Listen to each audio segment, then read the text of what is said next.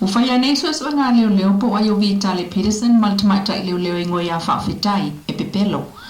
Ina wafa amotu mai el whamsinu sili le whaingo fola sanga le loia amangile se kati.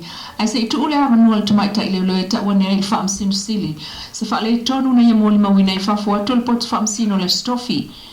O le leo te ine le ana fasili ya il whamsinu sili Chief Justice Sati Usimativa Brese.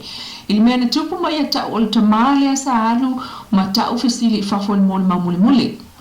Na watu iluma le sunga Vitale matu itua mai o le pusa e masani ana tutu ai moli mau whaatautou le whamsinonga mai e tau le whamsino e pepelo le teine leo o ia sa whai malu i whafo ona o le malu nungtelo le potu whamasino mai o le taimina ia i whafo e le ia watu lava le leo lea peo se leo whai atu se tala ia te ia na tau le whamsino e tolu na li putiane Petai e na Vitale lea na toe fo iatu e tapua il wha wino na ta upule se fraile. O le totolu lea e o mai tapua inga le li whaipule ya mangele se kate rang wha upufai ale fas. Whautua ina il wha amsinu sili te mai a Vitale. E sili na su esa na loia awa o tuua inga ia pe a wha maonia e tolu masina le whalpui pui ile soli o tula fono le wha amsinonga. Ai ile taun unga whamsinongo le vai aso mai le aso ngafua o mai le aso wharaile lea na whaia i loa fo le sanga lo ia po submission muli muli whai ua fina wina ai tu o inga mamolianga o le whaatosina a le tutangi ngā tolo ai wha ana amatanga kilo whasanga i whaipule manu malo mangele se kati o le tu malo whasale le anga numera lua. Na tue whaamanatua i lo ia ngā tolo ai le atawa Jerry Hunt lana moli mau i a whataloto na anu e amil pensini mai le whale o tawhatoa ai avaneila na 5 futala ia mangele whinau lei atawa o mangele na abea le tupe i a whataloto maltala altina o mangele i a whataloto e tautua na alpalo tasian tama na mafuai o natalia tu iai whataloto awal popole tu anelon whaatuatua ngai late ainga Peta il moli maua tau maloto le tina o mangele. E alane i whafo o tutua tua i whataloto matawhatoa. Sa vali sa o lava leo mangele i la ta vale e elwane whatalofa. Ia whataloto ma avatu iai le 5 futa la.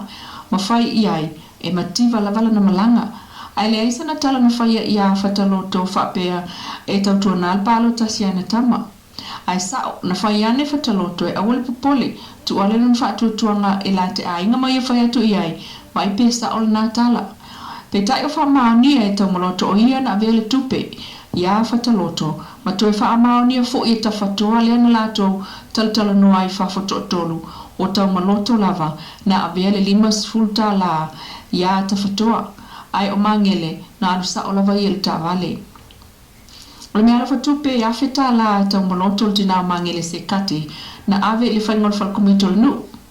E talia tua i sua ngā tupe whaasara lau na ala tu i New Zealand o Facebook a o i New Zealand tau maloto ma la fwaila na mea lo whatupe le i sa vai ilan tamo mangele le no fwai sa vai e na te whao o le mea lo whalkomiti o la tonu na moli mau me mea o ngā mau me mea mō ngā tolo ai e alu atu mangele ma le tupe tu watu i a te ia tangolo ia tu i le tupe i a salaina pe tai o le moli mau a kome o ia na sa vali atu mamangele ile tama ifale fola lau papa sa ta oto mai aitina al komiti ona tu atu leo mangele ifafo ai fa ta fa tu ia ile pito le fola ma sa tango mangele tu atu le tupe ona numa ilungo le fola ai le ia vea mangele tupe ia memea moli mau kome o ia na tu ua le tupe ia salaina sa no fo pito ane ia teia ai le ia memea i tutonu le fale Peta imol mawa mangele whaasanga ia ngā tulai au fiai tu mua olive.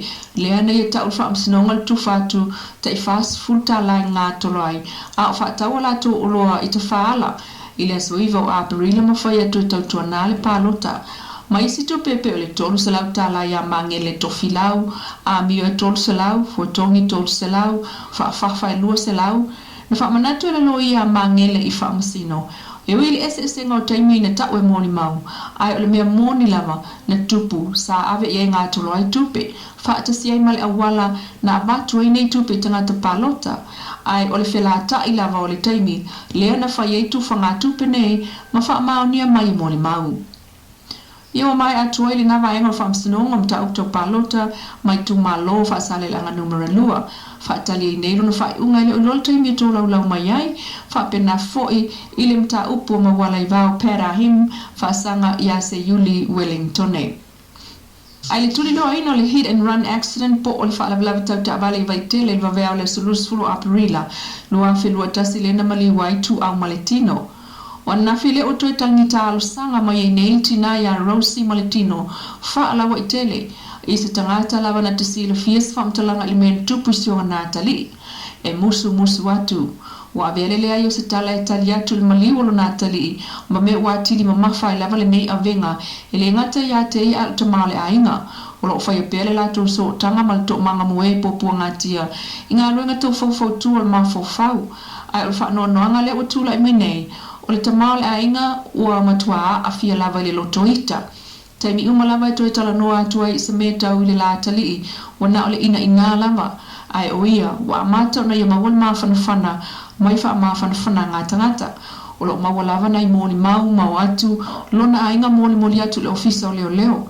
Ai so enga leo o ta uel pa nga mai tutonu. O le tele o tala o lo avatu, ua fōlinga ni tala fatu. Mai le maua lava se atoanga i le suenga. Mau fo isfatala noanga ma le woteni atu au le sa na o lo imata o lo no fo ia so uma o le tala tumaita ia Angela fa manus fulvalu tu sangal matua o se woyanga malu alo fa ia te ia fai pe o se tofo fine mai tala no lava ia ona mo i ni miti o le lumanai pe o le fa tau se ta vale Ford Ranger ma lona tama e te la te fitawi taia uma a le amata le aonga fa pena fo ili tu o le aonga o lona fai fo i masiasi ili ainga o matua tu au o se fa ama avenga ia teia ai le tala na matua tu ultangi o ale mana tu au vai mai o tangi pe ai fia ai fo tu au o le tamaita yo Angela na ia ta ua hoteli tau sanga o la masani ma wha uo ina ua o atu le university a wao papa ngala ma wha mautu ina i loa le la whai ngā uo petu sai ma le fitu masina ai anu loa mai o fo i a te ia e maa se avenga pe a whai ai loa po o aina awa ise ala na tu au tala mulmuli ele o iai se tūlanga i mawe na maua se mapusanga o langona o tangata palota whaatau i se tatianga o iei nei lifte na inga i le vale HRPP ma le vaing wha upu whai e le fas. Tau le talitonu lava le fas il mulmulta ia tu la fono ma wha awa wai la tau fuafuanga ili wha ngā yo ino le malo wha tum klasi o Samoa. Pe ta i ese fo talitonunga o iei le taitai o le HRPP tu i le epasa i le malia le ngau i malana vainga le ua o mai iei lava i le wha ai ungol nei fo i vai aso e le iei lava se meo tupu.